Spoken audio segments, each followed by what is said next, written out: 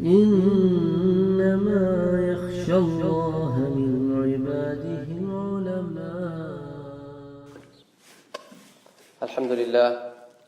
الحمد لله نستعينه ونستغفره ونؤمن به ونتوكل عليه ونعوذ بالله من شرور أنفسنا ومن سيئات أعمالنا فمن يهده الله فلا مضل له ومن يضلل فلا هادي له وأشهد أن لا إله إلا الله وأشهد أن محمدا عبده ورسوله أرسله بالحق بشيرا ونذيرا اللهم صل على سيدنا محمد صلى الله عليه وسلم رب اشرح لي صدري ويسر لي أمري واحلل عقدة من لساني يفقه قولي ربنا زدنا علما فقال الله تعالى في القرآن الكريم فأعوذ بالله من الشيطان الرجيم بسم الله الرحمن الرحيم إن كل من في السماوات والأرض إلا آتي الرحمن عبدا صدق الله العظيم. In this ayah that I have recited to you, this ayah comes from Surah Maryam. This entire chapter has been dedicated to the story of Mary, the mother of Jesus. However, in this ayah, towards the closing part of this chapter, this surah, this ayah comes in, where Allah subhanahu wa ta'ala talks about the day of judgment. That on the day of judgment, in kullu man fis samawati wal ard, anyone and everyone, doesn't matter what is their capacity.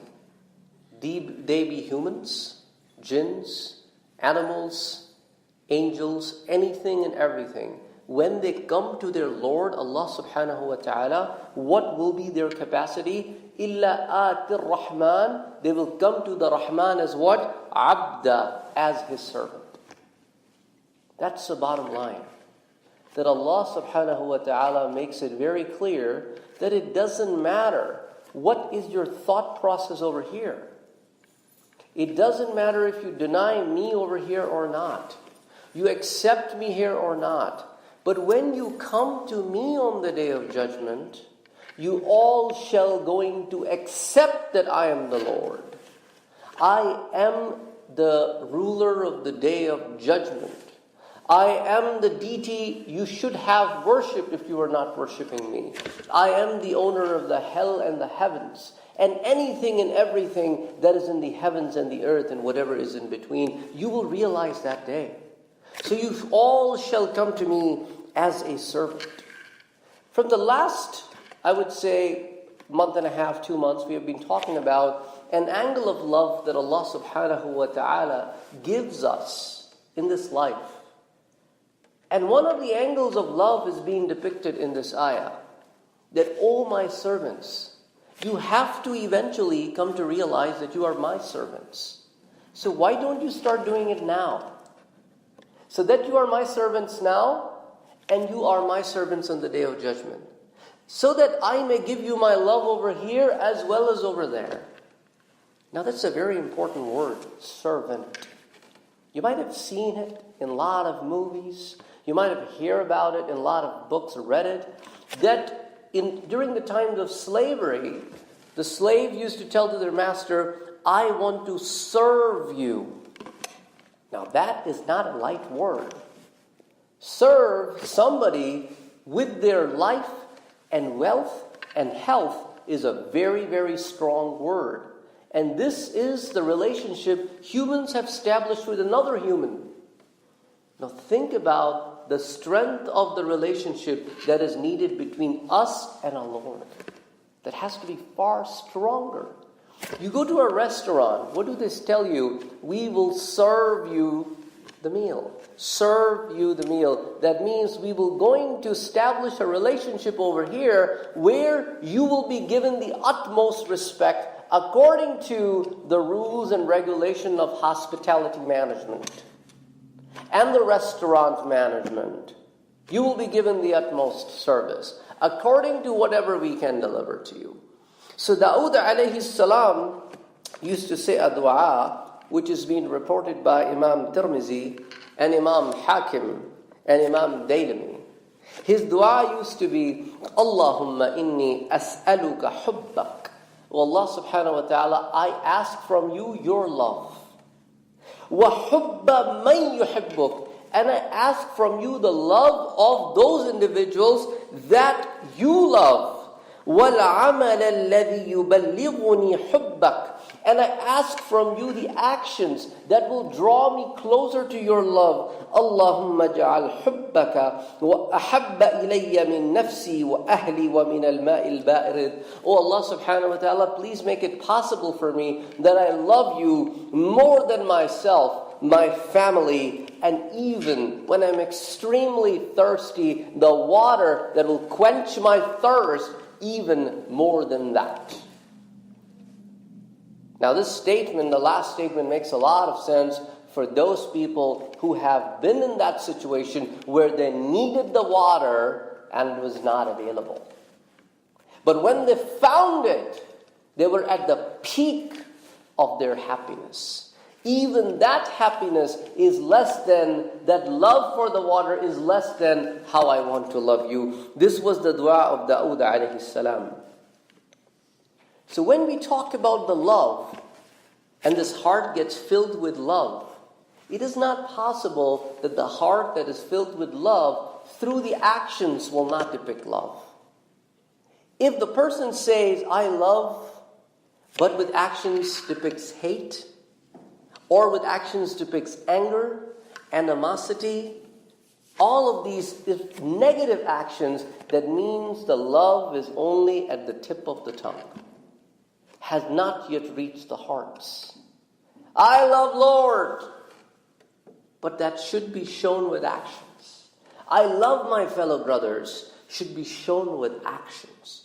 I love the ummah. I like the community. I work for the community. All of these things require actions. If there are no actions, then these are just words. And words are meaningless pretty soon as people look at an individual and say, these are words. These are all words. So Prophet Muhammad sallallahu alayhi wa sallam tells us in this hadith reported by Imam Hakim in Al-Mustadrak, Ibn Rashid in Al-Jami', Imam Tabrani Al-Ma'jam Al-Kabir, and Imam Bayhaqi As-Sunan Al-Kubra. Inna Allah kareemun. Allah subhanahu wa ta'ala is generous. He is noble. Yuhibbul karam. He likes the generosity. He likes the nobleness. Wa ma'ali al-akhlaq. He likes the best of the best actions, attitude that you can depict towards the fellow beings. وَيَبْغَضُ سَفْسَافَهَا. And he does not like the bad characters, the bad actions, the bad speech. He doesn't like it. That is why when he decided to send the Prophet Muhammad sallallahu alayhi wa sallam, he put him in a position of the best character that you can ever imagine. وَإِنَّكَ لَعَلَى خُلُقٍ عَظِيمٍ وَمَا أَرْسَلْنَاكَ إِلَّا رَحْمَةً لِلْعَالَمِينَ. You have sent you as a mercy for all beings. Muhammadur hu Rasulullah. Allah subhanahu wa ta'ala has depicted extreme amount of love and care and nobility for His Prophet so that we may understand that love and care and speech is the sunnah of Allah subhanahu wa ta'ala. He doesn't directly address anybody. He can address however He wishes. He is the Lord and we're nothing. But He gives us utmost respect and love. Notice how He has, when He communicated with His beloved Prophet Muhammad sallallahu alayhi wa sallam, how did He approach him? He didn't say, Ya Muhammad. He didn't say, Ya Ahmad. The word Muhammad has come 4 times in the Quran, and the word Ahmad has come 1 time in the Quran. The word Muhammad that has been coming in the Quran is because Allah subhanahu wa ta'ala wants to talk about His Prophet to the believers and to the disbelievers. He's talking about Him. And when Isa alayhi salam tell Bani Israel, he uses the word Ahmad. But when Allah subhanahu wa ta'ala is talking directly to His Prophet, what does He say? He says, Ya ayyuhal mudaththir. Ya ayyuhal muzammil. Wat-duha. Yasin. Taha. Lamma qama Abdullah. Alhamdulillahi alladhi anzala ala abdihi al-kitab. He speaks to them in the words like, Ya ayyuhan nabi. This is how he addresses him. Innaka. This is how he addresses him. So Allah subhanahu wa ta'ala shows utmost respect and love. And when talks to us and says, Ya ayyuhal ladhina amanu, you are the ones who have believed. Ya ayyuhal muslimin, you are the one who have submitted. So Allah subhanahu wa ta'ala shows these words to tell us this ownership of love that has been established. Then Allah subhanahu wa ta'ala, when talks to the people who have disbelieved, says, فَأَيْنَ تَذْهَبُونَ? Where are you going? Why have you taken the other route? اهدنا الصراط المستقيم. Come to the guided route. صراط الذين أنعمت عليهم. Come to the route of the people that I have guided and blessed. غير المغضوب عليهم ولا الضالين. Do not be among those people that have gone astray and I've been mad at them. Don't do that.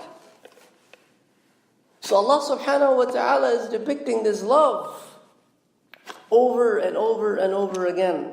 And the Prophet Muhammad sallallahu alayhi wa sallam was extremely merciful on us and loved us so much that this hadith has been reported to us by Imam Bukhari in As-Sahih al-Bukhari. كان النبي يحب ما يخفف عنهم. That the Prophet would like the easy things for his companions. If you look at how the fasting was in the initial days, oh my God. If you slept through the time of iftar, that's it. You can eat now. Done. So, iftar is the only time that you can do both things. Iftar, suhoor. And then if you sleep through it, that's it, you're done. Then you have another 24 hours you got to wait. That's hard. We're complaining in 18 hours. And we have a very luxurious life. So Allah subhanahu wa ta'ala has made things easy for us. 50 salah were given to the Prophet Muhammad sallallahu alayhi wasallam, down to 5 salah. But Allah subhanahu wa ta'ala said, they will pray 5, I'll write 50. Subhanallah. They'll pray 5, I'll write 50. Because in my place, nothing changes. When I said 50, it's 50. Subhanallah. Allah subhanahu wa ta'ala says, if you commit a crime and repent, I will going to make these angels forget and make them erase. And if you commit a good deed, it's 10 to 700 times. If you have a good intention of committing something good, then it will be written out as a good deed. If you had an intention of committing a bad deed, it will not going to be written out until you do it. And if you repent, it will be forgiven. This is the love of Allah subhanahu wa ta'ala that He depicts on us. So another hadith reported by Imam Bukhari in As-Sahih, قال رسول الله صلى الله عليه وسلم ما خير رسول الله صلى الله عليه وسلم بين أمرين إلا أخذ أيسرهما ما لم يكن إثما. So the companions report that whenever Prophet would be given choice between the two things, and one was easy, another was a little bit difficult, he would always choose the easier option for his companions, for his ummah. As long as there is no sin in it, of course. Because he wanted this religion to be not on extremism, but on moderation. And that's exactly what the message of the Prophet Muhammad sallallahu alaihi wasallam was, that all of you guys have taken the Abrahamic faith and have gone to extremes that you came up with yourself. Come back to moderation. Come back to moderation. There is no rahib.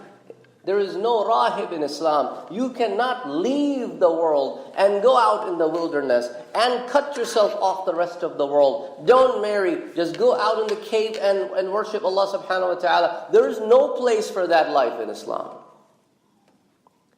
Rather, the place of the life in Islam is that of a zahid, the one who lives here and does all the actions that have been made mandatory on him, has a wife, has kids, has family, runs a business, does a job, do all these day-to-day activities, yet maintaining the connection with his Lord and not letting that break. So yes, there is a place for zahid, but no place for rahib. So Allah subhanahu wa ta'ala wants us to come to moderation. And it is in the moderation that there is a success, not in the extremism. In another hadith reported by Imam Ahmad ibn Hanbal, Prophet Muhammad sallallahu alayhi wa alihi wa sallam said, "Inna khayra dinikum aysarahu. Inna khayra dinikum aysarahu." The best of the form of the faith that you will practice is the one that is not extreme. It's easier. A person can only do mandatory salah. That's all his schedule allows. That's okay. He's doing his basic mandatory obligation. Because he has other obligations. He's got to feed his family. He has to sustain his living. Now there's so many people who come and work here and they're still supporting their families back home. They may have to do like overtime. Sometimes they work like 13, 14 hours a day because their salary supports the families here and overtime supports the families back home. So people are in different lifestyle. So Allah subhanahu wa ta'ala wants it to be moderated. That for the people of before us, the children of Israel, they could not pray at home. They have to pray in the masjid. And for us, the entire world is open to pray as long as it's a clean place. And we have been given time frame that Zuhr is from this time to this time. Whenever you find time in between. And Asr is from this time to this time. So you have been given all of these time frames. It's not like you got to do it at one, otherwise it's not accepted. So this is the mercy of Allah subhanahu wa ta'ala, that He has made these things easier for us. That is why, in another hadith reported by Imam Ahmad ibn Hanbal in al-Musnad, إِيَّاكُمْ وَالْغُلُوَّ فِي الدِّينِ. Beware, do not practice extremism in Islam. إِنَّمَا هَلَكَ مَنْ كَانَ قَبْلَكُمْ بِالْغُلُوِّ فِي الدِّينِ. The people before you, they were destroyed because they went to extremism. They twisted in their favor the word of their Lord. So this is what you should not do. Do not interpret it however you feel like. And I would like to tell you this very small hadith from Musnad al-Firdaus in Kanzul al-Ummal, that Aisha radiyallahu ta'ala anha, the wife of the Prophet Muhammad, tells the Prophet Muhammad said, that, "O Aisha, that from your sins, Allah's mercy is far higher and bigger." From your sins, His mercy is far higher and bigger. What does that mean? That means it doesn't matter how much you have sinned. If you decide to repent, His mercy is far more than you can sin. Allahu Akbar. And I would like to close out today's khutbah with this hadith reported by Imam Tirmizi. Allah subhanahu wa ta'ala said, "O son of Adam, إِنَّكَ مَا دَعَوْتَنِي وَرَجَوْتَنِي غَفَرْتُ لَكَ عَلَى مَا كَانَ مِنْكَ وَلَا أُبَالِي." If you come to me and you believe in me and you have sinned, I will forgive you, and it makes no difference to me if I forgive you. يَا إِبْنَ آدَمَ لَوْ بَلَغْتَ ذُنُوبَكَ عَنَانَ السَّمَاءِ ثُمَّ اسْتَغْفَرْتَنِي غَفَرْتُ لَكَ وَلَا أُبَالِي. If you sin so much that if it is stacked up all the way to the heavens, and you come to me and repent, I will forgive you. It doesn't make difference to me. يَا إِبْنَ آدَمَ لَوْ إِنَّكَ أَتَيْتَنِي بِقُرَابِ الْأَرْضِ خَطَايَا. If you start putting your sins on a flat surface and you fill the whole surface of the planet Earth, ثُمَّ لَقَيْتَنِي, and you come to me, لَا تُشْرِكْ لِي شَيْئًا, and you have not associated anybody with me, لَأْتِيتُكَ بِقُرَابِهَا مَغْفِرًا. I will going to not only forgive you, but forgive you the size of the sins that you have committed. This is the mercy of Allah subhanahu wa ta'ala. Come to me is the message. Come to me. I'm closer to you than you can ever imagine. أقول قولي هذا وأستغفر الله لي ولكم ولسائر المسلمين فاستغفروه إنه هو الغفور الرحيم. Inshallah, in a couple weeks, we're going to be entering in the month of Ramadan. So we need to start preparing ourselves mentally, emotionally, physically that we're entering a month of blessings. And we should start getting into the habit of doing things that we will be doing, inshallah, in Ramadan, so that we just don't do it and then leave it for another 330 days. Because Ramadan is not the only time to pray to Allah subhanahu wa ta'ala and worship Him. We must be doing that all year round. Ramadan is just a way to remind us that this is how your life should be led. That's why there are so many obstacles that are put on us. You shouldn't do this, you shouldn't do this, you shouldn't do this. The reason is to train us. We should continue to do that.